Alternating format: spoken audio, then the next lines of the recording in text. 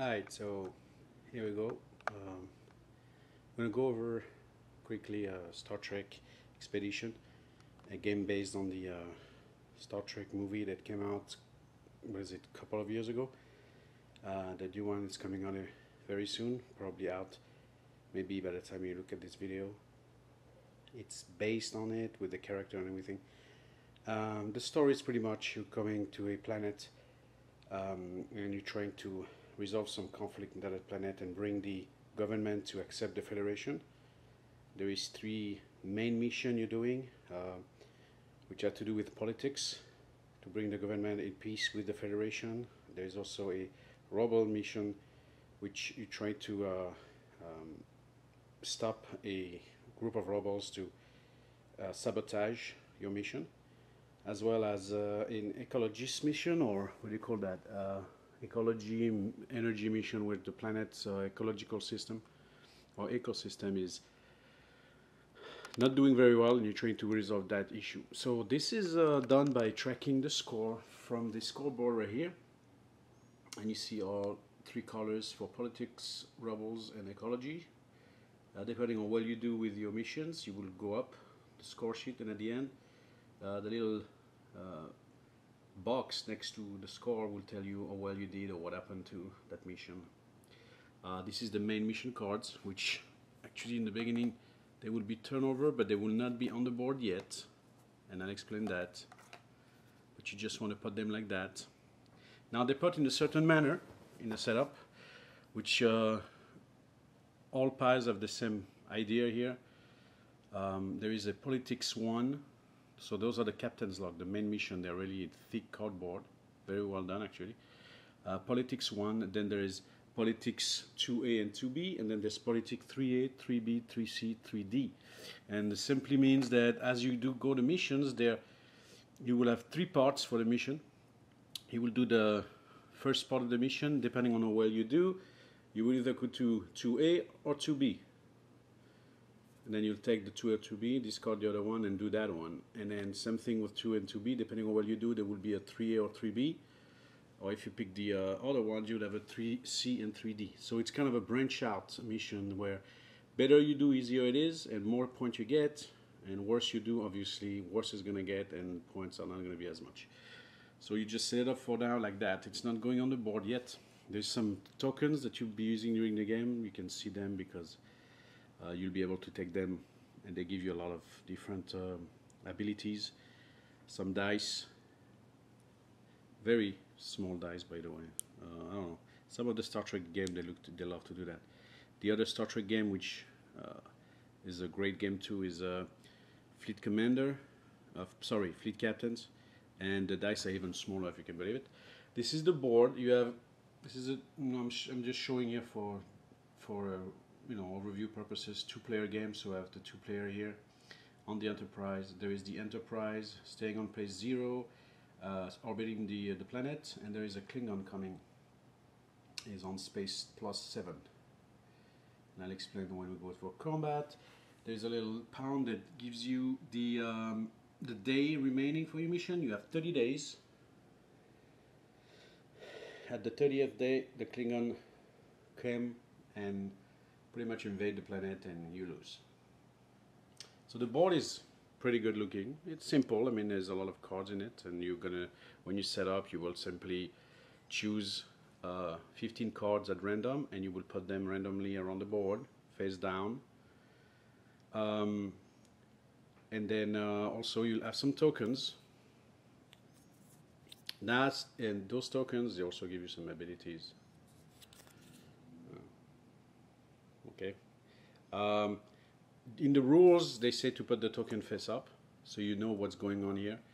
As a home rule, or house rule, I like to hide the token so we don't know what it is until you land in this space. Then you can turn it over and decide if you want to take it. It's just a house rule that makes it a little bit more challenging. But if you want to do it in rules, you can simply turn it over. It's up to you. So we have also some Star Deck cards, Energize card on the side. Every player has a board. It's a very hard cardboard, for your player with some information, the name, some skills that this player has and a special action he can do. I picked Spock and Kirk, obviously. And every player will start with 2 Energizer cards. So you will pick the 2 Energizer cards and you will simply look at them. Okay, it's a cooperative game, but you're not supposed to show it to your other players. And again, you can house rules, otherwise it's fine. Alright, so how does the game play? Well, to start with, you have a few actions you can do on your turn. You can, well, let's start from the beginning. The first thing you do in the turn is simply you're going to turn over or flip over the start date cards, which are right here. You take one and you turn it over. That's the first thing you do. Then you look at it. Now, you want to also decide what kind of game you're going to play. Is it going to be an easy game, so you will do only what the blue is? If you want to play a medium game, you won't do what blue is and also yellow. And if you want to play a hard game, you will, follow the instruction for blue, yellow, and red. And simply means here, when you see the word start date, that means you will move the date 1 day closer. No beaming this turn, that's an event. That means during the turn you're not going to be able to beam, which is one of your actions you can do, but in this case, during that turn, you won't be able to do it. And the Klingon battlecruiser attack, and we'll go into that, what it does mean. But so this tells you pretty much what's going to happen during your turn, and also how many actions you're going to get. Alright, so the action is important, how many action you get, and this is where you get it. Okay, so it's kind of a random thing, obviously. So if you get that card, you will simply move that one space. If you had 2 symbols like that, or 3, then you will move it 2 or 3 space. So you can tell you can go very fast. And then when you get your 3 here, your character will get 3 actions. And the actions he can do during his turn. It's visit. Okay, if he's on the Enterprise, like they are now. Right now they're on the Enterprise. As you can see, Spock and Kirk are in the Enterprise. What you can do there is visit sickbay. You can use the Enterprise to attack the Klingon, or you can beam down from the Enterprise. Sickbay simply means that if you got injured, and during the game you can get injured, and that's shown by clicking. As you can tell, probably you know already, those are clicks figure, hero clicks, I guess. And as you get injured, you simply click counterclockwise, which means you're going to click down, and it's going to a little bit change your stats. Okay. And to heal, I'll go through that a little bit more. I just want to show what healing is. So if your clicks, you were down 2 clicks, then you can simply roll a die. Whatever you get, that's how many clicks you can click back up. And you can only do that on the Enterprise. You can also use the Enterprise to attack. I will go about combat later on, but you can do that as one action. Okay. And you can beam down, obviously. Just take your character and go anywhere on the map. Just put it there. Right? That's one of your actions. And again, you can only do that on the Enterprise. Now, once you beam down, what you do right away is, in this case, you will turn the counter and look at it. Just leave it there. And you also turn that card. And it will tell you what kind of mission is available in that space. There is 2 kinds of mission. As I explained already, there is the main mission that's over there. And there is some, let me see if I can find one. Yes, there is some side mission, side quest that you can do that helps you, gives you some points and stuff like that. They have the same back, but obviously the front is different, and the reason is different is because side mission tells you right away, okay, this is what you're going to be doing. When you see one of those cards, that means you need to take the energized card, okay, or energy card for the mission, for the main mission, that's on top. So in this case, this is the top card, so you will take it and you will simply replace this energy card with the main card on the board, and you do that right away. Then this just gets discarded, and now you have a mission here that's available for anyone to do it. All right, so that's what you do on your when you beam down. As soon as you, or whenever you get into a space, is if the mission hasn't been revealed, you reveal it. If it's a main mission, you take the top one here. So now this one stays hidden until this one is done, because we don't know which one we're going to get. Is it 2A or 2B? We don't know until this one is done. Once this one is the mission is successful, then you will turn this over like this, but you won't put it on the board, because again, we have to find another energy card somewhere in the board to put it there. So once you go, you look at the mission, you can look at it, you can read it, you should read it actually, so you know what it is, but you can just, this is where you'll stand, and if you have a little token, you will just turn it over so you know what it is, and that's one of your actions. So you don't have to do the mission, you don't have to take the token, you just move in, either beam down or move from one place to the other. Look at the mission if it wasn't revealed, or the token if it wasn't revealed. Now, if you're on the planet like we are now, let's say we moved, one of the actions we can do also is beam up. Obviously, we can do the opposite. We can go from the planet and go back into the Enterprise. That's one action. We can also move one space. So if I'm here, I can decide to move into this space for one action. And obviously the space, as you can tell, is a little, lined, delimiting all the space. And those are adjacent. You can move for one action. And again, once you move into a space, you will turn over this card, turn over the token, just look at it, read it, and your action is done. The other thing you can do is make a discovery, which means simply that if I was here, and for one action I beam down, since now I know what this is, and let's say I think it's a good token, right? A dilithium sample, maybe I need it for a reason or want to use his ability, then I can, for one action, I can take it and I put it next to me and use it anytime I want, or whenever it applies. And you can also do a special character's ability. So as you see before, we showed that every character has a card, and this one ability for one action, what you can do is transfer one crew between you and any other player. That's your action. So you can, whatever action is on your card, you can do it, all right? You can also draw one energized card, or energize, yes, right card right here. So those cards are the one that helps you. Remember, we've started with 2 cards. They have some abilities. For example, this is a command authority. It gives you an extra 3 actions, right? And it says you can play to gain 3 additional actions for this character. So if I had 3 actions and I wanted to do more, I discard this card, play it, and I get 3 more actions. And every card is a little bit different. Some they give you, well, this one is the same one, but some give you different ability, like the USS Enterprise boost shields. You can use this, and the Enterprise gains +3 to his shield for one battle, maybe played from any location. So you don't have to be on the Enterprise to play it, you can be anywhere. So that's what you can do for one of your action, is draw one Energizer card, and also you can transfer one crew member. So some of the Energizer card are crew members, all right, it says it right here. Okay. All right, here we have crew engineer officer engineering, right? Gives you a +1 to your operations value, and I'll go over that when we do the missions. Okay, but pretty much this is a crew. It says it crew.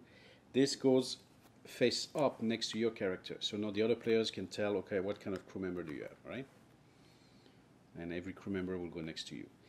During your action, what they mean by transfer a crew is you can take that crew and transfer it to a player that's with you in the same location. So if Spock was with Kirk in this location, Kirk could take his crew member and just simply give it to Spock, or vice versa. All right, so that's one of your action.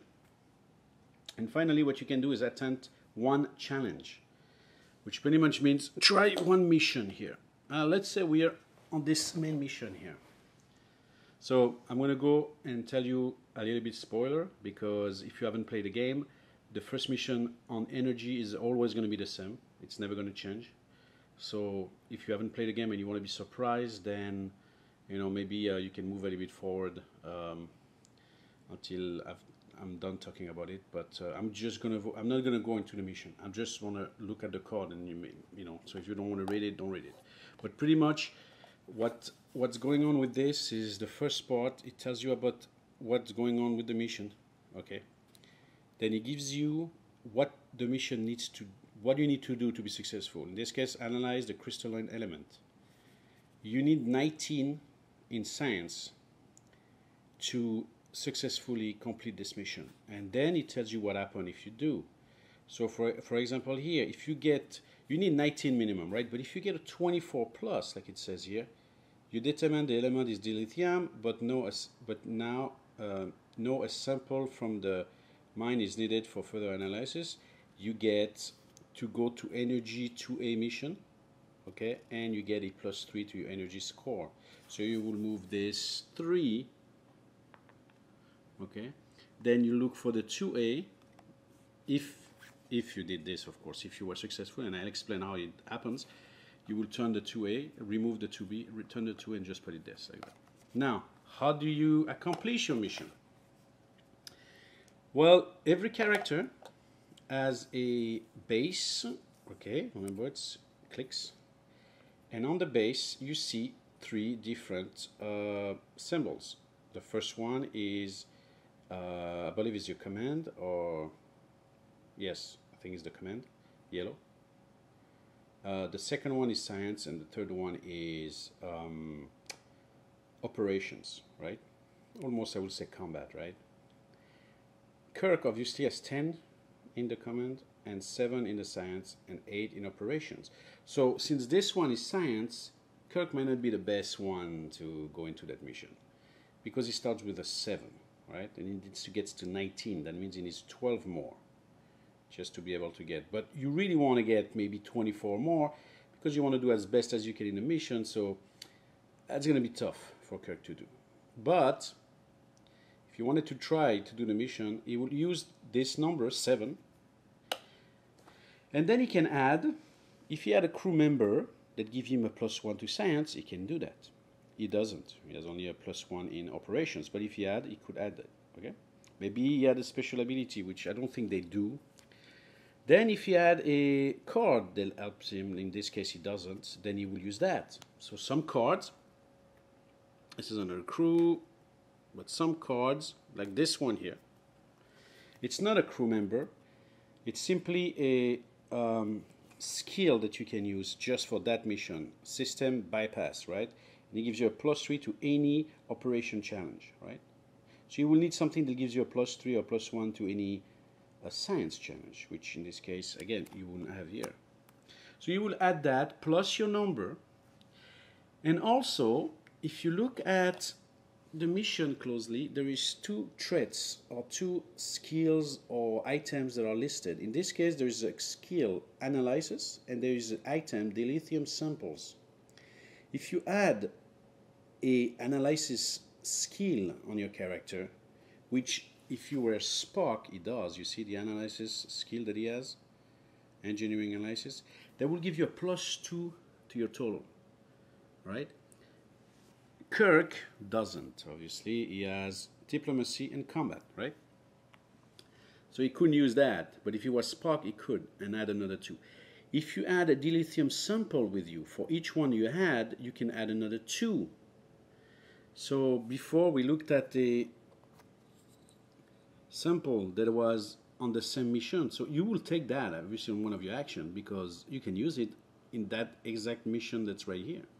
That dilithium sample, just by having it, you don't have to discard it, you just have to have it with you. If you have it, it gives you a +2 to the total. If you had 2 of them, because I believe there is 2 in the game, if you had 2 of them, it will give +2 for each, so +4, right? And you keep adding that. This also, if you discard it, it tells you if for all enterprise weapons you get a +1, and you can use it anywhere, but you have to discard it. But that's a one-time use. When you do a mission, okay, a challenge, you don't have to discard it, you just have to have it with you. So you will see sometimes 2 skills, sometimes you will see 2 items, sometimes you will see 1 skill, 1 item, they're going to be different.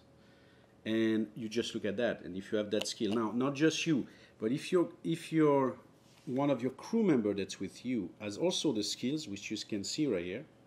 In this case, he has engineering. But if you had the right skill that you need for that mission, you will get another 2 for that crew member too. So you can get a 2 for you, you can get a 2 because you have a crew member with you, or maybe 2 crew members, that gives you a +4. Maybe you have a card that give you that skill just for that turn, a +3 maybe. You have the right tokens or the right items, it gives you another 2 there. Also, if you add another character with you in the same space, that also will give you a +2. Now, you do not count the character's ability. For example, if Spock were with you, but Kirk is the one who will try the mission, which will make sense, right? You wouldn't want Spock to do it. But let's say Spock was with you and Kirk's trying the mission, you can't add the 11. It's not the way it works. You just add 2, regardless of who is with you. It doesn't matter how weak he is with a science or whatever, or good he is. For each other player character that's with you in the same space, you add another 2 to your total. Then finally, you roll a die and you add that total. All right. So that's the way you try the mission, or you do the challenge. And it says for one action you do one challenge. I mean, if you fail, you can use another action if you have one to try again and see if you can do it again, because you roll a die. You never know. You may get a 1, and then the next time you can get a 7. Okay. Now, quickly, I'm going to talk about the die, because I know people are probably going to ask the question, what the heck is a 7? There's no 6. No, there's a 7. But I don't know if you're going to be able to see. Let's see if we can get closer. It's a 7, and there's a -1. What does that mean? Yes, the die will give you a 7, but with a -1 means you're going to lose 1 click. Which pretty much, in this sense, it means you try to, you exert yourself so much to try to, do that mission that you lost, you got damage. You get maybe a physical damage or psychological damage. So you lose 1 click, but you get a 7, right?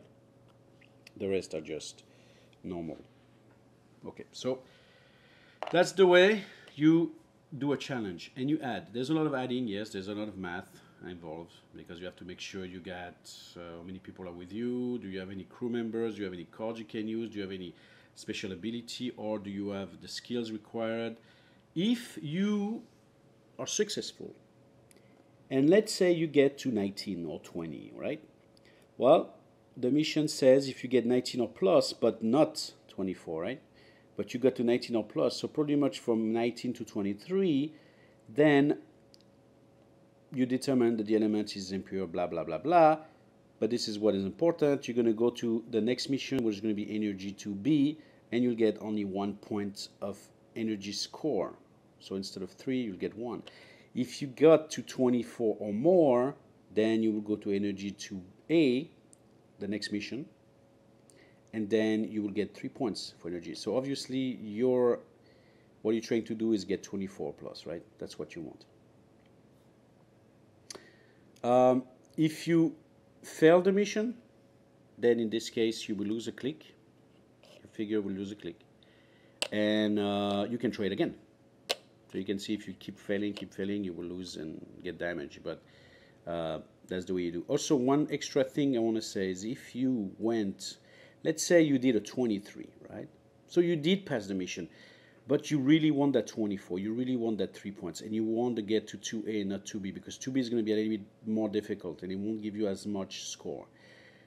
You can, for 2 clicks, you can lose 2 clicks to your character. You can pay 2 clicks to get 1 extra point. All right, so you would see if you were at 23, you could say, okay, I'm going to do a final effort with my captain. He's going to lose 2 clicks, yes, he's going to get hurt, but I'll automatically get to 24 because I was at 23, and now I can do that, the best part of the mission, right? Successfully complete the best part of the mission. You can do that as many times as you want. Another 2 clicks, another 1 point. Another 2 clicks, another 1 point. Not your camera with you, no, only the guy who's doing the mission. But you want to be careful, okay? Because you can go back to the Enterprise and heal, or if you had McCoy, one of his abilities, if he's in the same space with you, he can heal you too. So you have to be careful. So that's how you do the challenge, okay? That's pretty much, in the game, is the hardest thing to do, or the longest thing, because you have to calculate and do this and do that and know who's going to do what mission. Okay, so I hope that's clear enough.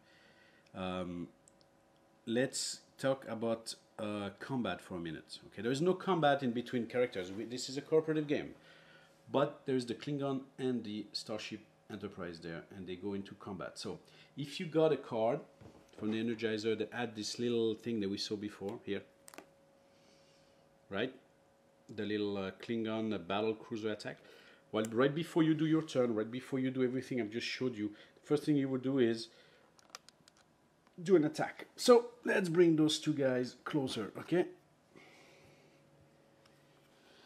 Okay, so first of all, look at this. It's pretty cool, man.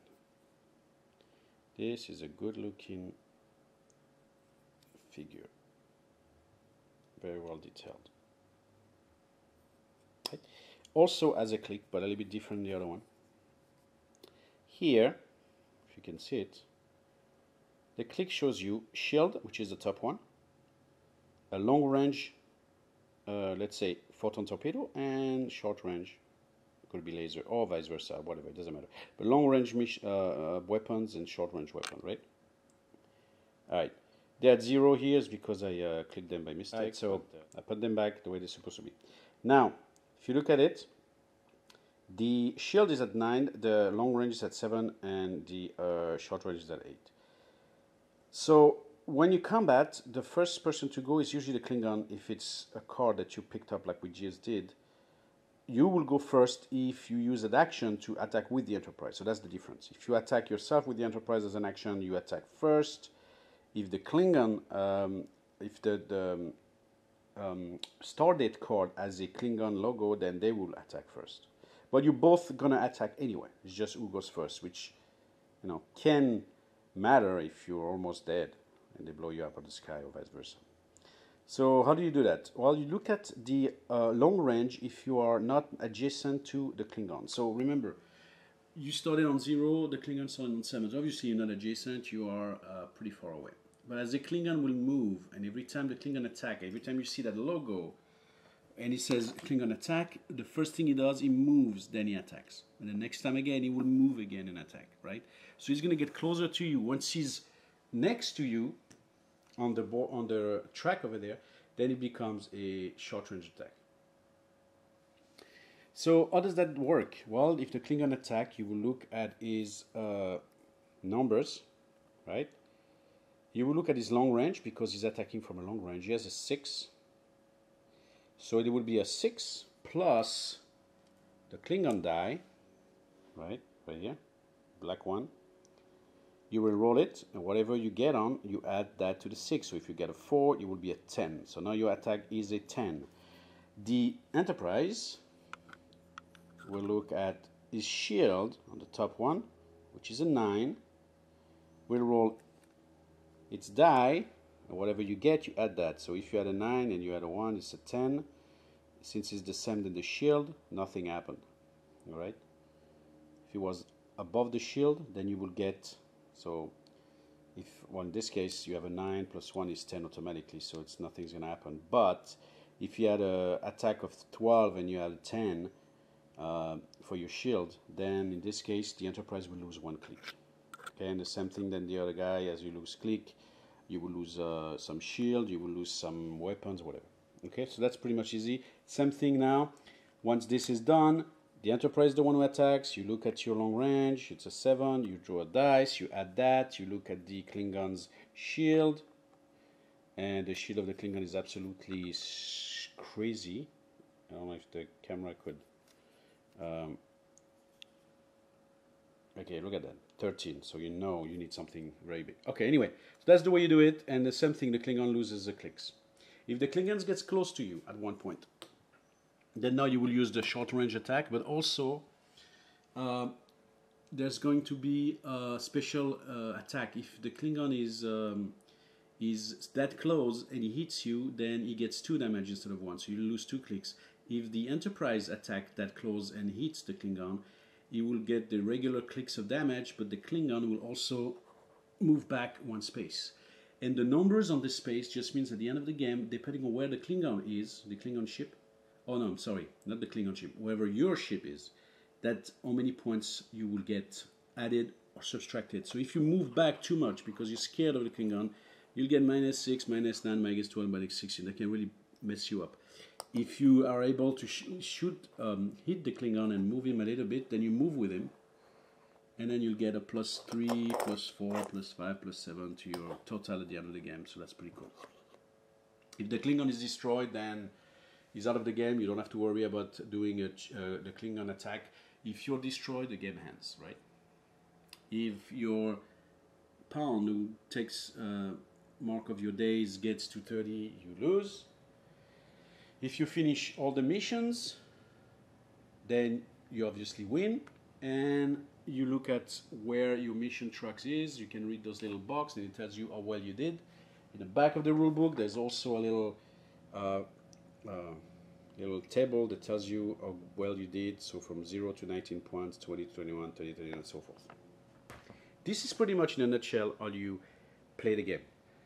There's other things, other little things you do also. You know, when you pick some of the cards or some of the tokens, let you pick those tokens that are more powerful. And then some adjust cards and some other abilities. But in a main thing, this is the way you play the game, and you go turn by turn. Now, how good is the game? Well, the game is good the first couple of times you play. It's a great game. It's a great cooperative game. You feel the Star Trek theme to it, if that's what you like. You can really feel the tension. Sometimes the Klingon get closer. They're attacking your NSS while you're on the ground. Sometimes just to go back up to repair the Enterprise. You can upgrade shields and weapons by picking one of those little tokens there. Some special cards give you that. So there's a nice Star Trek feel, like you're playing an episode on the planet and whatever.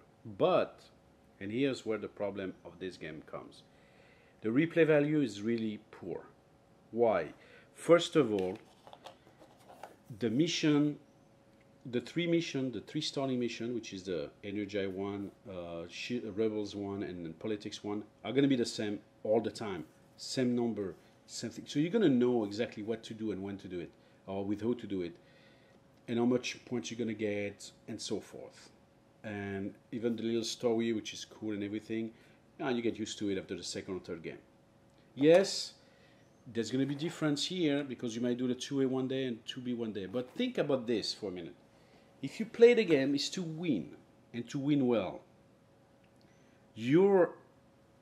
At the end of the day, your goal is to get that mission, for example on this one, to get the 24 points. That's your goal. That means you're going to pick, if you do well, and you will do well as you play, more you play, better you're going to do, right? You're always going to be doing 24 most of the time. So you're always going to pick 2A anyway. And you'll know exactly what 2A is. So you're not going to get to 2B so many times, you know.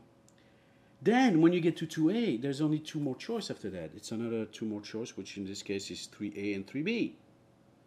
And again, you're going to try to do your best. And since you've done it a couple of times already, you know, you're probably going to get to those 23 plus before the 12th day. And you'll know exactly when you need to do it. See, that's another thing. It tells you have to do it before the 12th day. But you'll know that coming on the second or third game because you'll have gone that already. And if you do this, then you get to 3A. And then you will have done 3A. So 3B, 3C, and 3D, you're probably not going to see them much. So if you want a replayability, what pretty much the game is set up how, developed, is that if you want to have replayability, if you want to be able to play this game and get a different kind of the mission or it's something new, what they're probably telling you is don't do as good as the first time. That's what they're saying. So you can get to 2B or you can get to 3C or 3D and see what that's all about. But that's not the way it's supposed to be. It should have been more of a, I guess, more of a randomness than just how good you're doing or bad you're doing. It's not a bad thing. Like I said, the first time or second time you play the game, you're going to have fun.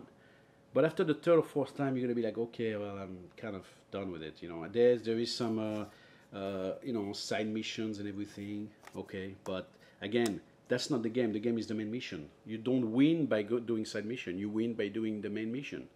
The side mission are just here to help you score more points, which is fine. You have 4 players. Once you play the 4 players, you know, yeah, they have special ability, but and they have special skills are better in some other field than others. But you know, still at the end of the day, it's kind of the same thing. So the replayability is kind of low. The game is good, but once you've played a few times, I don't know if you're going to come out and take it out of your shelf that long. I mean, I haven't. It's been a while I haven't played that game actually. I played it once in a while. Maybe I forgot about the mission or something. But it looks good. The components are extremely good. I mean, this is a top-notch components. I mean, the cords have this texture to it that's really nice. Of course, they're not, as you can tell, they're big. So to sleeve them is going to be tough. The other regular cards, yes, you can sleeve them. The quality is also pretty good. It's a little bit weak. The cards for the player are thick. That's nice. The main mission are super nice, very thick. I love the component on this game. This is a big board. The board is nice. It looks good. Everything looks nice. The hero clicks are absolutely amazing. Amazing detail. Even on the hero clicks figures, there is some great details. I mean, Spock looks scary, but hey, there's some good details. But now, could it have been worse than that? Well, it actually is kind of. You know why? They came up with a expansion, and to me, it's one of the worst expansions I've ever seen in a game. Why am I saying that? Not quality-wise. There's the expansion. So first of all, this is the box for the game. Great looking, and that's the expansion. Yeah, that's small. Why? What's in the expansion? Let me ask you first, maybe you can answer me that. After I've said what I've said about the mission, what would you think would have been a great expansion? Wouldn't have been a different kind of mission set, right? I mean, that alone would have been sufficient to go back to it and say, okay, we have brand new missions, guys. It could be the same planet, or you can name the planet something else, I don't care. Give me another mission. Give me another set of missions so I can go and love it. I don't even care you give me more cards.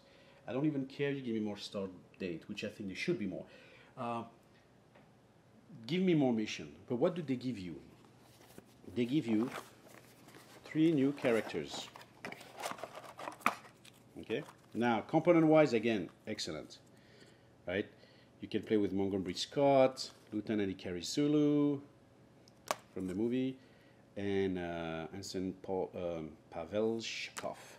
And again, great minis, great hero clicks, right? No problem with that. Absolutely no problem. Same kind of hero clicks with the little... But that's it! Yeah, that's it. I mean, hello? Hello? No, that's it. That's it. I mean, you can play 5 players now, if you wanted to. I mean, you can play 6, 7, 8, I don't care, but I don't think I would. But you can play 5 players, I think the rule says now 5 is good. And there's new special abilities and new... But, really? Where's the missions? The replayability is not going to change because you have Hikari Zulu with you. I mean, yeah, he's going to give you a little bit different kind of specs, but it's going to be the same mission. And if you do this mission, you're going to get Spock because he's the best in science. It doesn't matter who you get. So, disappointed. If you're going to do an expansion, come on. I don't care if the price is a little bit more. Give me missions. You want to put those with the missions and with the expansions, great. Even if I have to pay a little bit more money, but give me the mission. This is the biggest complaint I've heard, and I know because I've played it, is because it's, you know, it's repetitive after a while, and it's, you know, the replayability is really low, and you haven't fixed that in the expansion. That's a big problem to me. So I'm done with my rant. It's great looking game, great components, a great first, maybe second time you played it. So probably you won't buy it unless you're Star Trek, you're Trekkie, then you'll buy it just because you're Trekkie. I mean, look at that, man. That's what I did actually. Well, I bought it when it came out, so I didn't know about the game anyway. But I will still probably buy it just because I'm a Trekkie, and I think it's worth it for some of the stuff that there is there. But if you're not a Trekkie or you're okay with it, you know, you just want a good game, probably you want to get it from more of your Trekkie fan if you have any, and play with him for once or twice, and then you're probably done with it anyway. So too bad that he couldn't have done a little bit more, you know, replayability. They missed the ball completely on the boat on the expansion by not giving more missions and only giving new characters. And so, well, that was Star Trek Expeditions, cooperative game. And if you want a good Star Trek board game, you really want to play a game that is worth your money and your time, without a shred of a doubt, the best Star Trek board game out there, by far, in my opinion and in a lot of people's opinion, is Star Trek Fleet Captain. And there is the Romulan expansion that came out, which that's what I'm talking about, an expansion. I mean, that is an awesome expansion. So if you can get your hands in it, it's a little bit pricey. It can go up to $100, probably cheap if you go on Amazon or Cool Stuff Inc., as it's always cheaper than anybody else I know. But if you get it, it's worth the money and it's worth your time. It's a great game. But that's for some other time. Right now, that was Star Trek Expedition. And if you haven't seen the new Star Trek movie coming out, please go see it. If you did, was it good?